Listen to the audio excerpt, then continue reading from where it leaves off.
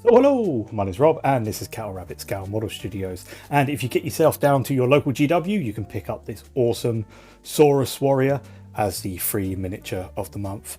I really like Lizardmen, Seraphon, whatever you want to call them, they'll always be Lizardmen to me, and in my eyes coalesced is always better. I don't like my lizards with space in, I like my lizards from Lustria, so I thought in this painting tutorial I'd strip it all back and go back to a very almost homage to a traditional scheme. As always, don't forget to like and subscribe and all that good stuff, and I'll leave any information in the description below. Now to get started, if you didn't know, there are instructions for this. The parts are really easily numbered, but I'll leave them up on screen now if you want to pause it, but I'm just going to pop this out and start putting it together.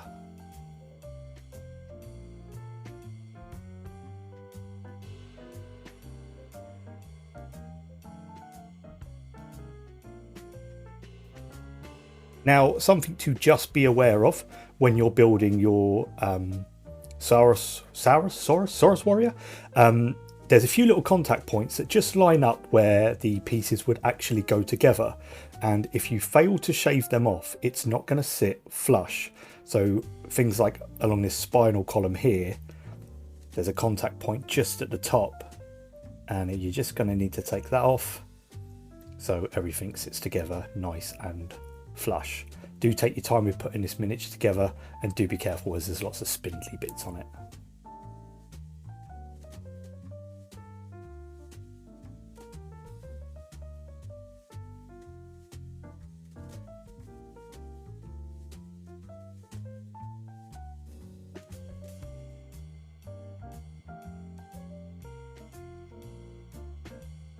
So for the purposes of this video, I will be leaving the shield separate, but the miniature itself has been fully assembled. If you are using the multi-part kit, this might change depending on the pose, but the next thing we need to do is prime our miniature. The shield is going to be runelord brass, and then I'm going to mount my guy onto a hobby handle, and he's going to be sprayed with the Colour Forge Death Rattle Green. If you don't have this and you want to use Citadel, it's Death Guard Green, or if not, any really mid-tone like a grey is perfect for this. Now he's primed, the first thing we're going to do is we're going to get some rakarth flesh, and we are going to paint the chest section. For this video I will be using a wet palette as I always do, but it's not imperative that you have one. All I will say is just make sure you are watering your paints down a little bit just to get a nice smooth finish. But this is what I mean, we're just going to focus on this chest area and the underside of the tail. So as you can see, it started to kind of break up the miniature already, which is great. We're going for a really nice light and dark scheme. Next, we're going with Elysium green, and this is for all these skin areas. Things like round the feet, the inside of the legs here. I will be focusing some towards the edge where the rakarth flesh meets the scales on the underside, the front of the face and the base of the tail. Once again, make sure your paint's nice and thin and you take your time.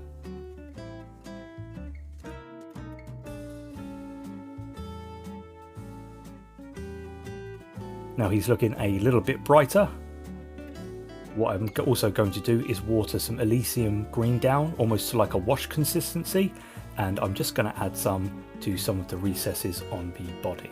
That's just like his six packs, his abs, all that type of ripped muscle, dinosaur goodness. So there we can see the base of the tail. The effect will be subtle, especially when we move on to the scales, but it just helps build up that effect. And seeing as we've got the colour out, we might as well do it. However, the next thing we are going to do is the scales themselves. And for this we're using Militarum green contrast paint. This is for all of the scales. Just take your time with this, make sure it's nice and neat, but also make sure that it is getting into all those recessed sections.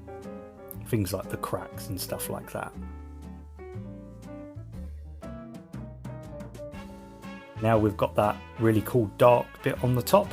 What I'm also going to do now is I'm going to come back in with Astra Militarum green, and I'm going to focus another layer, but just towards the spikes or spines in the middle of the miniature, just to give a bit of variation.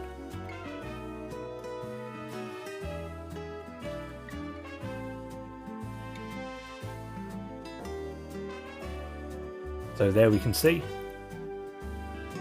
So next we're going back to rakarth flesh, and this is now to work into the face.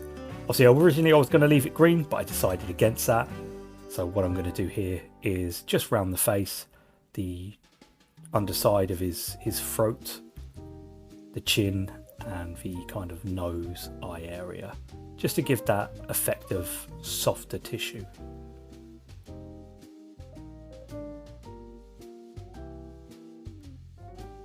So I'm really happy with how that's looking now, the way the colours are working together. I think that's a really cool coalesced type of scheme I've got going on there.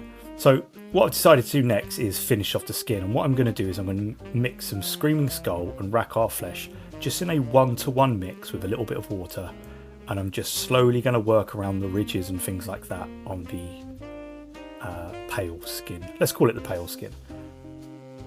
So I'm just going to work my way down just in short, sharp little stabs,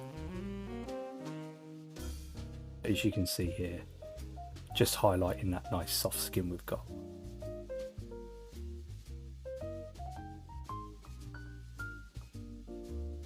Next up, I'm going to add a little bit more Screaming Skull to the mix, and what I'm going to do here is I'm going to focus this on all the ridges and things like that around the face.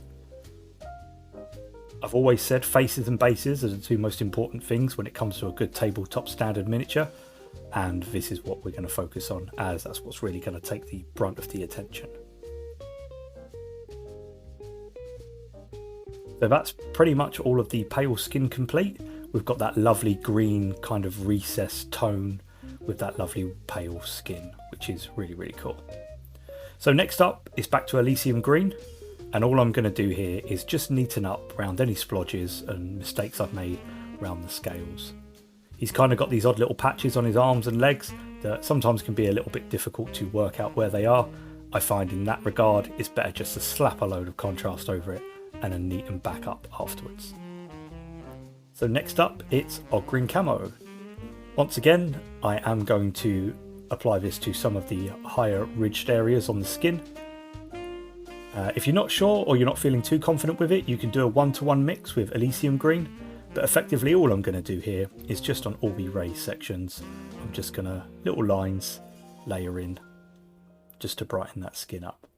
What we're going to try and do is leave some of that Elysium green in the deeper muscle.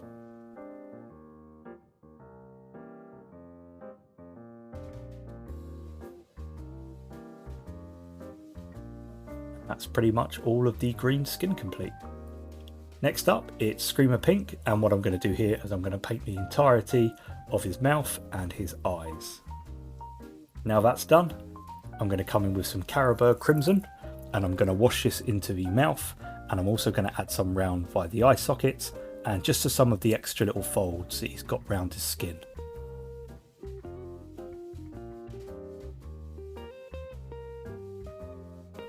So you do just take your time when go working around the eyes, make sure your brush has a really nice point on it.